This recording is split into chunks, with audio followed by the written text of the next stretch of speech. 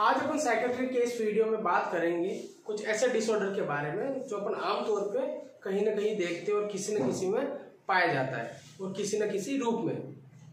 तो आप लोगों ने देखा होगा कि कभी कभार अगर घर पे कोई नहीं रहता और बोला जाता कि तुम घर का ध्यान रखना, तो अपन बार बार अपनी घर की दरवाजे, कुंडी, चिटकनियाँ ये चेक करते हैं रात को उठ के सोने से पहले, या बार बार चेक करके घर पे कोई नहीं है, रिस्पॉन्सिबिलिटी मेरे ऊपर है। या कभी ऐसा होता कि अगर कोई वायरस बहुत ज़्यादा फैला हो, जैसे कि अभी चल रहा है कोविड-19 का, नोवल कोरोना वायरस का, तो इसमें बोला जाता है कि आप कम से कम 20 सेकेंड और दिन में 20 बार हाथ धोएं। तो आमतौर पे आपने देखा होगा कि लोग कहीं जम्स ना हो, कहीं जम्स ना लगे हो, अभी भी उनको डाउट रहता है कि उनके हाथ में जम्स है, तो बार बार हाथ धोना। कुछ चीज़ें अगर घर में इधर उधर पड़ी हो तो उनको देख के घर का कोई एक मेंबर होगा या कोई ऐसा होगा जिसको ऐसा लगेगा कि नहीं ये चीज़ सिस्टमेटिक नहीं है, उनकी वजह से उनमें एंजाइटी आ रही है और वो खुद उठ के उन चीज़ों को सिस्टमेटिकली रख रहे हैं। तो ये सारी चीज़ें अपन आमतौर पर कहीं ना कहीं देखते हैं। तो आज उसी डिसऑर्डर की बात करेंगे, that is the obsessive compulsive disorder, यानी ऑब्सेसिव कंपल्सिव डिसऑर्डर, जिसको बोला जाता है ओसीडी। ये ICD-10 के F41 जो इसकी पोस्ट है उसके ऊपर इसको एस्टेब्लिश किया गया है। और इस डिसऑर्डर के अंदर क्या होता है कि इस डिसऑर्डर के अंदर रिपीट, यानी बार बार आपके रिपीटिवली क्या होगा, आपके अंदर एक इम्पल्स आएगा कि आपको उस काम को ऑपरेट करना ही करना है। आप अगर विलिंगली या अनविलिंगली, आप चाहे या ना चाहे, तो वो आपको काम करना ही होगा। उसी को अपन बोलते हैं ऑब्सेसिव कंपल्सिव डिसऑर्डर। तो आज इसी के बारे में बात करेंगे। तो पहले अपन इसकी डेफिनेशन की बात करते हैं कि एक मेंटल डिसऑर्डर है जिसके अंदर क्या होता है कि एक पर्सन फील करता है कि क्या कि नीड टू परफॉर्म, उसको बहुत जरूरी क्या लगता है कि मुझे ये काम करना ही करना है, टू सर्टेन रूटीन रिपीटेडली, यानी वो सर्टेन कुछ काम होगा, एक जैसा काम होगा जो उसको बार बार करना चाहेगा, वो चाहे या ना चाहे, जिसको रिपीटेडली अगर कोई वर्क, रूटीन वर्क करना है, दैट मीन्स कंपल्सन, यानी कंपल्सरी हो गया उसको वो काम करना ही करना। और हैज सर्टेन थॉट्स रिपीटेडली, और उसके दिमाग में बार बार उस पर्टिकुलर वर्क को लेकर के उसके दिमाग में बार बार एक ही जो क्या है रिस्पॉन्स या थॉट आता रहेगा, दैट इज द ऑब्सेशन। यानी किसी भी पर्टिकुलर काम के लिए आपके दिमाग में बार बार उस चीज का क्या आना, विचार आना, और उस काम को रूटीनली करते रहना, उसी को बोला जाता है ऑब्सेसिव कंपल्सिव और डिसऑर्डर। तो आमतौर पे ये कोई दिन में अपन कोई अगर एक ही वर्क 5 बार 4 बार 10 बार करे तो नहीं, जब ये चीज क्वांटिटी दिन में 40 बार 50 बार 60 बार या उससे ज्यादा भी हो जाए तब अपन इसको काउंट करेंगे ओसीडी के अंदर। तो ये होगी इसकी डेफिनेशन। इस बात पे ध्यान रखना है कि रूटीन वर्क, रूटीनली सर्टेन काम को बार बार आपके दिमाग में आना, उसको बोलेंगे कंपल्सन, और उस विचार का आना, that is the obsession, that is the OCD। अगर इसके कैरेक्टरिस्टिक्स की अगर बात करें तो कैरेक्टरिस्टिक्स इसका ऐसा है, इनटू कॉन्शियस अवेयर, जब आपको ध्यान रहता है कि हाँ आप ये काम कर रहे हैं बार बार, क्योंकि पेशेंट को पता रहेगा कि वो बार बार हाथ क्यों धो रहा है, बार बार चिटकनी चेक क्यों कर रहा है, अभी तो वो करके आया था, लेकिन नहीं, उसके दिमाग में थॉट्स आ रहे हैं, ऑब्सेशन आ रहा है कि उसको वो काम करना है। तो इनटू द कॉन्शियस रिपीटेडली, या उसके दिमाग में कोई आइडिया आएगा या कोई इम्पल्स आएगा या कोई विचार आएगा जिसकी वजह से वो ये काम करेगा। तो that is the one first characteristics. It is unpleasant and unrecognised as irrational, यानी उसको क्या है अनप्लीजेंट, वो उसको पता है कि उसको बार बार वो एक ही एक्टिविटी करना उसको अच्छा नहीं लग रहा है, और वो उसके बारे में क्या है पता है, उसको पहले से उसको आ गया है कि हाँ वो जो काम कर रहा है वो सही नहीं है, उसने एक बार चेक किया फिर भी वो चेक कर रहा है तो उसको वो पसंद भी नहीं है, और इरेशनल है, बिना अनुपातिक रूप से हर थोड़ी देर में वो वापस जाएगा उस एक ही काम को वापस ऑर्गेनाइज मैनर में करेगा। तो ये एक दूसरा कैरेक्टरिस्टिक्स है। और कंपल्सन, कंपल्सन का मतलब वही रूटीन रिपीटेडली उस काम को करना। Compulsion are performed with the sense of urge to act. जो ऑब्सेशन होगा, सॉरी जो कंपल्सन होगा वो क्या होगा, सेंस ऑफ अर्ज, वो उसका उत्साहित करेगा नहीं मुझे ये काम करना ही करना है, ऐसी उसके अंदर अर्ज आएगी, और उसी को अपन ने बोला है यहाँ पे उसके कैरेक्टरिस्टिक्स। तो यहाँ पे कैरेक्टरिस्टिक्स देख लिए। अब देखेंगे कुछ अदर सिम्टम्स है, अदर चीजें हैं जो इसके बारे में अपन को जानने लायक है।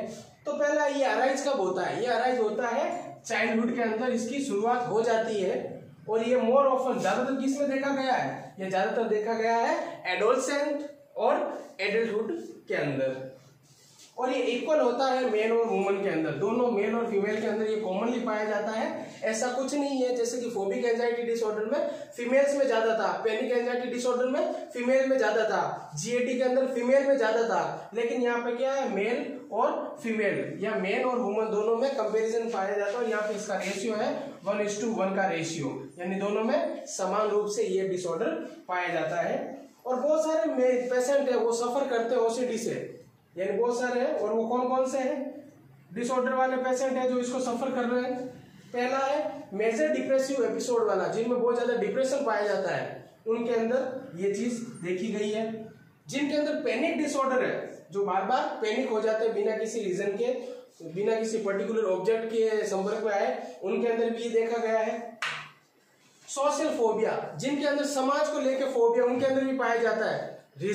रीजन ये है कि उनको पता है कि वो जब, क्योंकि अपने यहाँ पे क्या देखा कि वो क्या है अनप्लीजेंट है, और उनको पता है रिकॉग्नाइज्ड है, उनको पता है जब उनको लगेगा कि वो बाहर सोसाइटी में जाकर के अगर यही इंपल्सन बार बार करेंगे तो लोग उनको बुरा भला कहेंगे, कुछ गलत बातें उनके लिए करेंगे, तो उनके अंदर सोशल फोबिया भी पाया जाता है। और स्पेसिफिक फोबिया जिसमें 5-6 फोबियाज है, जूफोबिया, हीमोफोबिया, एगारोफोबिया, ये सारे फोबियाज है, तो उनकी कहीं ना कहीं ये भी अपना एक रोल निभाते हैं। ईटिंग डिसऑर्डर जैसे एनोरेक्सिया नर्वोसा, बुलिमिया नर्वोसा, यानी खाना खाकर के वापस वोमिटिंग कर देना कि कहीं उनका फिगर खराब ना हो जाए, या ज्यादा खाना खाने की वजह से कहीं वो और उनकी बॉडी की फिजिक है वो खराब ना हो जाए, उसकी वजह से क्या है तो वो ईटिंग डिसऑर्डर भी कहीं ना कहीं इसका कोज करते हैं। और साथ में आखिर में है सब्सटेंस एब्यूज और पर्सनैलिटी डिसऑर्डर, जो ज्यादा अल्कोहल लेने वाले, मैरिजुआना,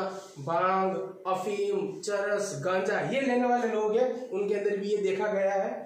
और पर्सनालिटी के जो डिसऑर्डर्स है उनके अंदर भी ये पाया जाता है। तो अपन यहाँ पे देख लिया बहुत सारे ओसीडी पेशेंट होते हैं जो इससे सफर करते रहते हैं, और उनके ओसीडी के साथ साथ उनके अंदर ये चीजें भी पाई जाएगी। अब आगे अपन देखेंगे इसके अदर सिम्टम्स और इसके क्लासिफिकेशन के बारे में। अब इसके क्लासिफिकेशन के बारे में बात करेंगे। ओसीडी की अगर बात कर रहे हैं F42 के ऊपर इसका स्थान तो है ही है, लेकिन इसके अंदर सब डिवाइडेशन भी किया गया है। सब डिवाइडेशन में F42.0 के ऊपर है प्रीडोमिनेंट ऑब्सेसिव थॉट्स, यानी ऑब्सेशन इसके अंदर आया काम को करना ही करना, और जो इसके रिगार्डिंग थॉट्स आ रहे हैं दैट इज द कंपल्सिव, जो क्या F42.1 पे दिया गया है। F42.2 पे है मिक्स्ड ऑब्सेशनेट थॉट्स और एक्ट, यानी ऑब्सेशन के जो थॉट्स है वो जो उनको एक्ट करना है वो इसके अंदर दिया गया है, जो क्या है मिक्स है। और F42.8 के ऊपर अदर ओसीडी जो इनके अंदर नहीं आते, जो स्पेसिफाई है और इनमें नहीं आते हैं उनको इसमें डाला है। और F42.9 जिनमें अनस्पेसिफाइड ओसीडी है जिनको इसके अंदर जगह दी है।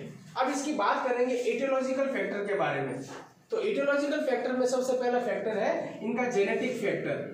तो जेनेटिक फैक्टर यानी उनके क्रोमोसोमल या मदर फादर या पेरेंट्स से या ब्लड रिलेशन से रिलेट करता है। तो पहला है मोनोजाइगोटिक ट्विंस के अंदर ज्यादा पाया जाता है देन दी डाइजाइगोटिक ट्विंस, यानी मोनोजाइगोटिक जो ट्विंस है उनके अंदर ज्यादा ये होगा और डाइजाइगोटिक ट्विंस के अंदर कम होगा, अगर उनके पेरेंट्स क्या है इस चीज से सफर कर रहे हैं। और फर्स्ट डिग्री रिलेटिव यानी ब्लड रिलेटिव जो उनके नजदीकी है, अगर वो अगर किसी ओसीडी से अगर सफर कर रहे हैं तो उनके अंदर होने के चांसेस 35% तक रहते हैं।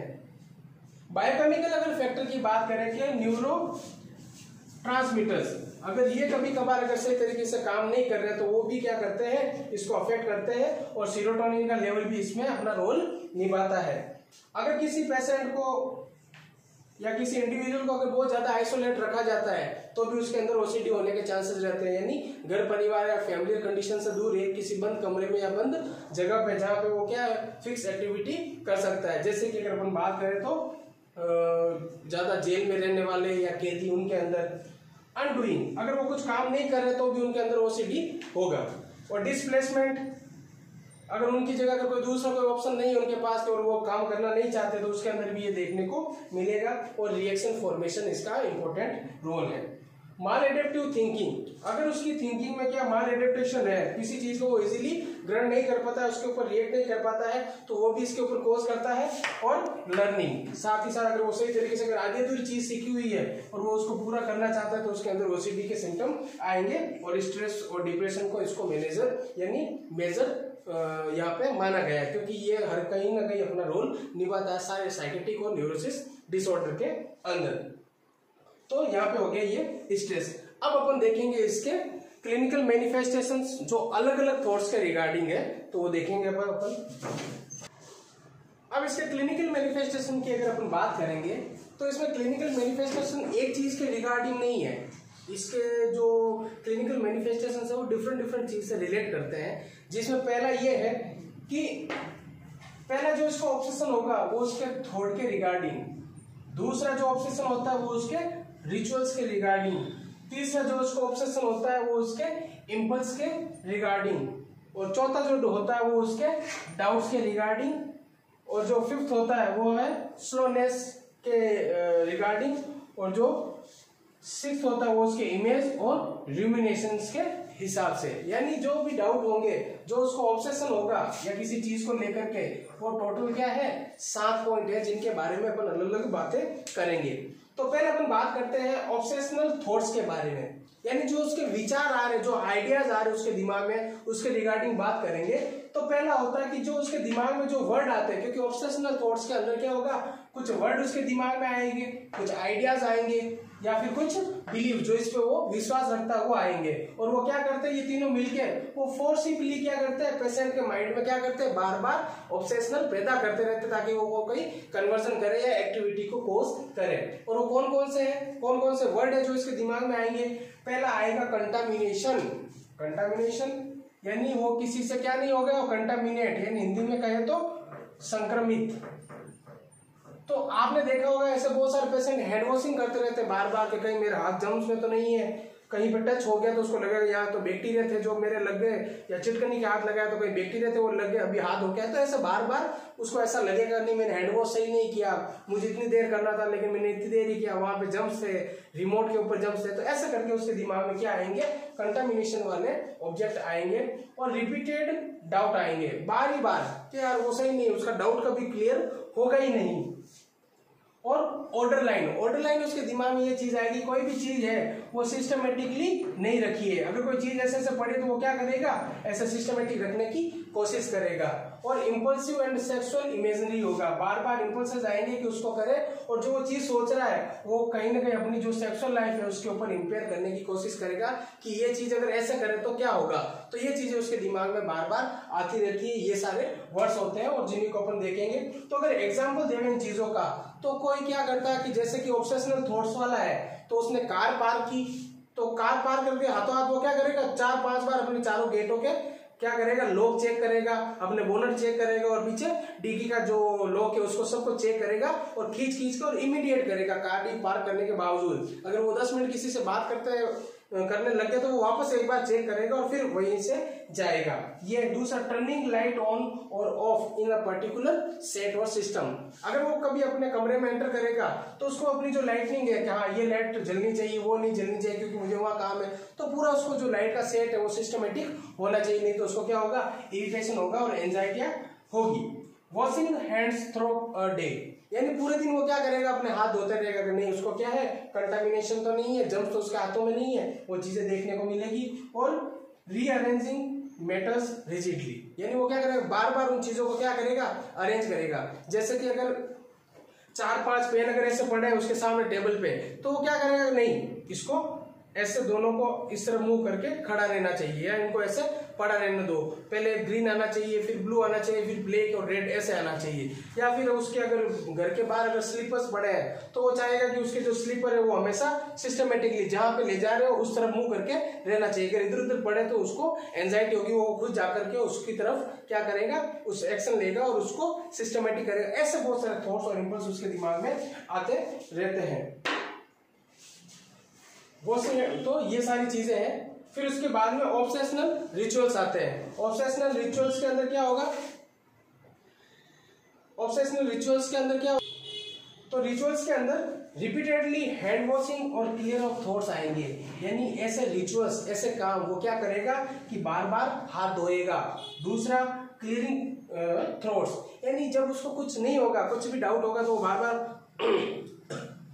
फिर बात करेगा, फिर वापस अगर कोई बात हुई, कुछ समझ नहीं आया तो ऐसे बार बार अपना गला साफ करेगा जैसे कि उसको कुछ प्रॉब्लम है, बल्कि उसको कोई प्रॉब्लम नहीं होगी थ्रोट के रिगार्डिंग। स्पेसिफिक काउंटिंग सिस्टम, अगर जब भी वो काउंटिंग करेगा तो 4 के ग्रुप में करेगा। जैसे कि किसी चीज को काउंट करना है तो 2-2 या 1-1 करके नहीं, 1 2 3 4 नहीं, 4 × 4 = 8 ऐसे करके डबल करके वो करेगा। और कोई भी चीज रखेगा ऑब्जेक्ट तो वो 3 के ग्रुप में रखेगा कि 3-3 को अलग कर दो। अगर कुछ ग्रुपिंग सिस्टम उसके हाथ में देंगे तो वो 3-3 चीजों को या 4-4 चीजों को या 5-5 चीजों को वो अपने हिसाब से उन चीजों को अलग अलग रखेगा। फिर ग्रुपिंग होगी ओड और इवन नंबर, या फिर वो उन चीजों को क्या कर सकता है ओड और इवन नंबर के हिसाब से, जैसे कि 2 के गुणा के हिसाब से 2 4 6 8 10, तो इस हिसाब से उन नंबरों वालों को साइड में कर दिया। फिर उसके बाद 1 3 5 7 9 उनको अलग कर दिया। ऐसा करके वो उनको ग्रुपिंग ओड या इवन नंबर के हिसाब से कर सकता है। तो यहाँ पे रिचुअल के हिसाब से उसका ऑब्सेशनल हो गया। अगर बात करें ऑब्सेशनल ऑफ इम्पल्सेस, यानी उनको इम्पल्स, उसकी जो ब्रेन का जो इम्पल्स है वो ऐसे ऑब्सेशनल आ रहा है। कैसा आ रहा है? ऐसे इम्पल्स आएंगे जो परफॉर्म कर रहे हैं क्या, usually of a violent embarrassing kind, यानी उसके दिमाग में ऐसे इम्पल्स आएंगे जहां पे वो इम्पल्स उसको नहीं निकालने हैं, या ऐसे इम्पल्स करेगा जहां पे उसको एम्ब्रेस होना पड़ेगा, हताश होना पड़ेगा, या वहां पे उसको किसी तरीके की डांट खानी पड़ेगी और वायलेंट बिहेवियर करेगा। कैसे? जैसे छोटे बच्चों को मारना। अगर किसी के बच्चा आया और उस छोटे बच्चे को मारा तो आसपास से गुजरने वाला क्या बोलेगा, क्यों बच्चे को मार रहे हो, क्यों चिढ़ा रहे हो, क्यों तंग कर रहे हो, तो कहीं ना कहीं उसको डांट पड़ रही है। तो वो ऐसे काम करेगा जैसे इंजरी टू चाइल्ड, बच्चे को जबरदस्ती उसके चिमटी काटेगा, गाल जोर से खींचेगा, उसके हाथ पैर मरोड़ देगा, ऐसे उल्टा सीधा उसको घुमाएगा, ऐसे कई बच्चे को इंजरी वाला सिस्टम करेगा। साउटिंग इन टेम्पल और चर्च, जो धार्मिक जगह है जहाँ पे क्या बहुत खुली जगह है, ओपन है, तो अगर वहां पे बिल्कुल शांति है तो जैसे अंदर घुसेगा तो जोर से चिल्लाएगा। या फिर टनल में से आप लोगों ने देखा होगा कि अगर आप जा रहे हो किसी टनल में से तो वहां पे आपको इम्पल्स होता है कि यहाँ पे चिल्लाए, जोर से आवाज करे, तो वहां पे अगर तो वही चीजें कहाँ करेगा, चर्च में या फिर मंदिर के अंदर जोर जोर से चिल्लाने की, जहाँ पे उसको क्या एम्ब्रेसमेंट या उसको फेस करना पड़ेगा। अब बात करते हैं ऑब्सेशनल डाउट की। अब उसको हमेशा दिमाग में कुछ न कुछ डाउट रहेगा। ऑब्सेशन कैसा आएगा, हमेशा उसकी जो भी चीज होगी वो क्लियर नहीं होगी। कैसे? सम डेंजर फॉरगेट टू ऑफ, यानी वो क्या करेगा, इसमें घातक चीजें आएगी, जैसे कहीं गैस बंद करना भूला कि नहीं भूला, या मैंने गैस बंद किया कि नहीं किया, मैंने स्टोव बंद किया कि नहीं किया, तो ऐसी चीजें, या फिर तिजोरी का दरवाजा बंद किया या नहीं किया, या मैं अब घर में अकेला हूँ, घर में बहुत सारे पैसे पड़े तो मैं सारे गेट बंद किए नहीं किए, वो बार बार इन चीजों को चेक करेगा। तो क्योंकि उसके दिमाग में डाउट है कि कहीं कुछ खुला ना छूट जाए या फिर गैस रात को बंद करना ना भूल जाए, तो वो, और इसके लिए वो क्या करेगा, मल्टीपल ट्रिप करेगा उनको चेक करने के लिए। और सम डाउट होंगे उनको रिगार्डिंग द गॉड एग्जिस्टिंग और नॉट, और ये भी उसका एक डाउट होगा कि भगवान होते या नहीं होते, वो इस चीज के ऊपर भी लोगों से बहस करेगा। अगर ऑब्सेशन ऑफ स्लोनेस की अगर बात करें तो ऑब्सेशन ऑफ स्लोनेस में क्या होगा, पूरे दिन जब भी घूमेगा फिरेगा तो वही एक डिप्रेस्ड आदमी कैसे चलता, अपने गर्दन झुका के और धीरे धीरे बिना किसी से बात किए हुए, नजर नीचे झुकाए हुए, एक ही स्पीड में कोई बात कर रहा है तो वो धीरे धीरे उसको रिप्लाई दे रहा है, या कुछ चंद सेकंडों के बाद उसको रिप्लाई दे रहा है, तो वो उसकी डेली एक्टिविटी में देखने को मिलता है। That is the obsession of slowness. और ऑब्सेशन ऑफ इमेज की अगर बात करें तो वो ऐसी ऐसी अटपटी आकृतियों को अपने दिमाग में लेके आएगा और उसकी अपनी सेक्सुअल लाइफ या पर्सनल लाइफ पे इम्प्लाई करने की कोशिश करेगा, वो इनके अंदर आती है। यानी विविड अटपटी चीजें वो अपनी उस लाइफ में लेके आएगा और उन सीन को इमेजिन करेगा। That is the obsessional image. और ऑब्सेशनल रूमिनेशंस की अगर बात करें तो चिंता, रूमिनेशंस का मतलब होता है चिंता या चिंतन करना, चिंतन मनन करना, या मनी मन उसके बारे में सोचना। तो इसके अंदर वो क्या करेगा, डिबेट्स करेगा अपनी डेली लाइफ के बारे में, जो आमतौर पे सारी चीजें होती है उनके बारे में वो बहस करना शुरू कर देगा। तुम ऐसे क्यों कर रहे हो, तुम ऐसे क्यों चल रहे हो, तुम उधर क्यों जा रहे हो, उधर नहीं जाना चाहिए, ऐसा होता है, आपको अगर ये चीज उठानी तो ऐसे करो, तुम्हें सांस लेनी है तो ऐसे लो। हर किसी चीज के ऊपर, छोटी छोटी जो डेली लाइफ की चीजें होती है उनके ऊपर वो क्या करेगा, देखो, डिबेट इन आर्ग्यूमेंट, आर्ग्यूमेंट्स करेगा in simplest everyday action, everyday की जो एक्टिविटीज होती है उनके ऊपर भी वो बहस करेगा। That is the obsessional rumination. अब अपन बात करेंगे डायग्नोसिस के बारे में कि ओसीडी के डायग्नोसिस क्या क्या है। तो पहला डायग्नोसिस है इसका एमआरआई और सीटी स्कैन करवाएंगे और उसके अंदर अपन क्या देखेंगे कि कहीं उसका जो बेसल गैंग्लिया वाला जो पोर्शन है वो कहीं एनलार्ज तो नहीं है, क्योंकि वो वहाँ पे शो करता कि वहाँ पे ग्लूकोज का मेटाबॉलिज्म तो नहीं बढ़ा है, वो देखा जाता। जो पॉजिट्रॉन एमिशंस टोमोग्राफी स्कैनिंग के अंदर देखा जाता है कि बेसल गैंग्लिया के अंदर कहीं ग्लूकोज का लेवल बढ़ा हुआ तो नहीं है, कहीं ज्यादा मेटाबॉलिज्म तो नहीं हो रहा है, और ICD-10 का क्राइटेरिया इसमें मेन माना जाता है। अगर ट्रीटमेंट की बात करें तो इसमें भी एंटी डिप्रेसेंट और एंजियोलाइटिक ड्रग दी जाती है, जिसमें एंटी डिप्रेसेंट में फ्लुक्सोमीन और सर्ट्रेलिन दी जाती है और बेंजोडाइजेपिन जो क्या है सेडेटिव है वो इसमें दी जाती है। बिहेवियर थेरेपीज के अंदर थॉट स्टॉपेज की जो टेक्निक्स है वो देंगे, ताकि बिहेवियर थेरेपी में क्या होगा, वो अपने जो ऑब्सेशनल थॉट्स आ रहे हैं तो उसको वो क्या करेगा, रोक सके। और रिलैक्सेशन टेक्निक, ताकि जब भी वो इम्पल्स आए तो खुद को रिलैक्स रख सके, क्योंकि क्या होगा जब वो पेशेंट वो एक्टिविटी नहीं करेगा तो उसको इरिटेशन होगा, चिड़चिड़ापन होगा, वो चीजें उसमें देखने को मिलेगी। तो रिलैक्सेशन टेक्निक भी उनको इसमें सीखने को मिलेगा। डिसेंसिटाइजेशन, क्योंकि पर्टिकुलर अगर इम्पल्स नहीं आएगा तो उसको किस तरीके से न्यूट्रलाइज इग्नोर करना है वो भी इसमें सीखेगा, और एवर्स कंडीशनिंग भी इसमें सीखेगी। यानी इसमें क्या होगा, स्ट्रॉन्ग डिसलाइक है, नहीं मुझे ये काम नहीं करना, मुझे ये एक्टिविटी नहीं करनी, स्ट्रॉन्ग डिसलाइक होगा तो वो खुद को इंप्रूव करेगा दूसरे ऑब्सेशनल इंपल्सेस से। और सपोर्टिव थेरेपी इसमें दी जाती है और इलेक्ट्रोकन्वर्जन थेरेपी भी इसमें कभी कभार दी जाती है। Thank you.